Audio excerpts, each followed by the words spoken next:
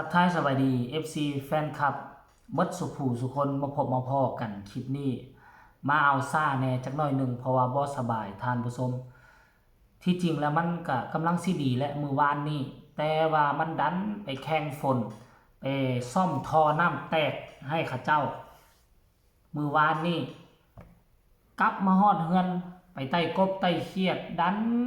อาการหนักขึ้นกว่าเก่าฟังเสียงก็น่าจะฮู้แหละขึ้นคอมีเสมหอกเสมหะนักกว่าเก่าท่านผู้ชม FC แฟนคลับถ้าเป็นแบบนี้มันจะแก่ยาวเป็น10มื้อพุ่นบ่นี่มันผ่านมาเป็นมื้อที่4แล้วคิดว่ามันสิดีแต่ว่ามาเจอปัญหานี้ขึ้นมากะสรุปรวมแล้วมันบ่ดีเด้อ FC แฟนคลับเอ้ยเนาะการเจ็บไข้ได้ป่วยคันท่าพวกเฮาบ่ระมัดระวังมันก็จะแก่ยาวหลายมื้อหลายวันแล้วนี่แหละท่านผู้ชมเอ้ยเนาะทักทายสบายดี FC แฟนคลับของน้องธิดาลาวทั้งสองฝากฟังแม่น้ำของกันแล้วกันงานมื้อคืนนี้ดำเนินไปด้วยความราบรื่นดีท่านผู้ชม FC แฟนคลับพากันลังไหลกันเอามาลัยน้ำใจมาให้ทั้งด้านหน้าเวทีบ่ว่าจะเป็นมาลัยห้อยคอบ่ว่าจะเป็นมาลัยน้ำใจที่เอามาป้อนใส่มือให้กับศิลปินมือวานนี้น้องธิดาลาวกับมาลัยแตกอาญะท่านผู้ชม FC แฟนคลับอยู่ทั้งด้านหน้าเวทีพากันฟ้อนเยาะฟ้อนแยงเนาะมีความสุขหัวแตกกันเศร้าท่านผู้ชมถึงว่าน้องจะบ่โด่งบ่ดังถึงว่าน้องจะบ่มีการมีงานจ้างแบบเต็มตัวแต่อย่างน้อยเวลาน้องไปใส่มาใส่ก็จะมี FC แฟนคลับก็จะมีพ่อแม่อยู่งานนั้นๆอยู่สถานที่นั้นๆคอยมาให้กำลังใจมื้อวานนี้ก็เห็นหลายคนหลายทานอดบ่ได้ควกเงินอยู่ในกระเป๋าย่างไปให้ธิดาลาวหลายรอบเลยล่ะท่านผู้ชม FC แฟนคลับอันนี้มันบ่งบอกถึงว่าเนาะถึงแม้นว่าน้องจะบ่โด่งบ่ดังถึงว่างานนี้จะบ่แม่นงานจ้างไปแบบแบบเป็นงานจ้างอันนี้ลักษณะคือเป็นงานฟรีก็ว่าแม่นมาช่วยบุญช่วยการช่วยงานแต่ทุกงานเวลาน้องไปเวลาที่คนอยู่ทางด้านหน้าเวทีฮู้ว่าโอ้อันนี้เป็นคนลาวอันนี้น้องธิดาลาวมาจากเมืองลาวหลายคนเห็นอกเห็นใจเลยหลายคนเห็นอกเห็นใจจกเอาเงินอยู่ในกระเป๋าของตนเองมาให้น้องธิดาลาวกันหลายพันบาทมื้อวานนี้แต่ว่าน้องบ่เอาได้จบปึ๊บก็เอาแต่มาลัยห้อยคอส่วนเงินทิปหน้าเวทีก็เอาป้อนใส่บาทสมทบเป็นผ้าป่าให้กับทั้งวัดทั้งวาเส้นเก่าเส้นเคย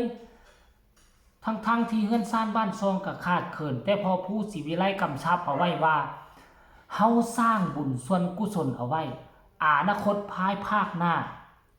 เฮาหากจะดีว่าซั่นเด้เชื่อมั่นในบาปบุญคุณโทษพอผู้สั่งลูกสั่งเต้าลูกเต้าก็เลยปฏิบัติตามท่านผู้ชมก่อนขึ้นเวทีทั้ง3สาวเนาะนั่งลงขอพรจากพ่อผู้ศรีวิไลให้โอวาทให้คำอวยพรแก่ครูบาอาจารย์ก่อนขึ้นไปแสดงอยู่บนเวทีผลปรากฏออกมาว่าอาญะเสียงตอบรับดีอยู่ทั้งมุกดาหารท่านผู้ชมเอ้ยเนาะเป็นตาสะอ่อนอีหลีน้องธิดาลาวก็สายยาวแต่ว่าชื่นชมอีกคนนึงเนาะของบ้านศรีวิไลขอชื่นชมด้วยใจจริงตั้งแต่ค่อยเบิ่งมาตอนเขาเจ้าอัดเพลงนำกัน3คนนะบันทึกเสียงไอ้ปรารถนาและก็มีน้องธิดาลาวตั้งแต่ตอนนั้นค่อยเบิ่งละไอ้นี่บ่ธรรมดาเด้อพัฒนาแบบก้าวกระโดดขั้นเสียงห้องมีพลังเสียงห้องทรงพลังมือวานนี้เสียงน้องธิดาลาวเบิ่งแล้วคล้ายๆคือว่าจะเจ็บคอจะเป็นหวัดเสียงบ่ถึงเนาะคันถ้าผู้ใดฟังเพลงเป็นถ้าผู้ใดเป็นครูบาอาจารย์เกี่ยวกับดนตรีมาฟังแล้วเสียงน้องธิดาลาวคล้ายๆคือว่าบ่อยากสบายปานใดเนาะแต่ว่ายังอยู่ในระดับดีบ่ก็จาก10ก็จะให้ประมาณ8ให้ประมาณ9แต่ว่าเสียงน้องไอ้มาเต็มทะลุทะลวงได้เรื่องจะเป็นอีก ผู้ที่สองที่จะมาค้ำวอดกับค่ายศรีวิไลตีคู่กับน้องที่ดาลาวมาการแสดงกระจบราบลื่นไปด้วยดีก็ห้องไปจักเพลง2เพลงน้องก็ทักทายสบายดี FC แฟนคลับทักทายพ่อแม่เนาะท่านผู้ชมซึ่งเป็นบุญของส้นเผาภูไทยของพวกเขานี่แหละซึ่งส้นเผาภูไทยต้นกำเนิดก็อยู่ทั้งเซโปนสวรรณเขตนี่หลายสุดที่อพยพไปอยู่ทางฝั่งไทยก็เป็นเสื้อสายลายรองเดียวกันกับน้องที่ดาลาวน้องที่ดาลาวก็ถือว่าเป็นส้นเผาภูไทยนี่เนาะท่านผู้ชมอยู่ทางเซโนนี่ก็ได้เพราะฉะนั้นเราเป็นเสื้อสายลายรองเดียวกันมาพบมาพ้อกันมันก็เลยเฮ็ดให้ดวงสมพงษ์กันคือว่าพบพ้อกันมาหลายฟ้าหลายปีโอ้ยท่านผู้ชมอยากไปร่วมนั่นเด้ค่อยกับชนเผ่าผู้ไทยแต่ค่อยเป็นผู้ไทยดำนี่นะเนาะแต่ว่าอยู่ในเสื้อสายไล่รองกันกับชนเผ่าผู้ไทยแหละกับไทยดำอันเดียวกันเลยอยู่ในแสงเดียวกันเขาเอิ้นเป็นแสงเดียวกันนี่ท่านผู้ชมหลังจากจบปุ๊บพอผู้กับพาลูกๆเต้าๆเอาเงินมาไล่เงินทิปที่ได้เอาเงินทริปหน้าเวทีที่ได้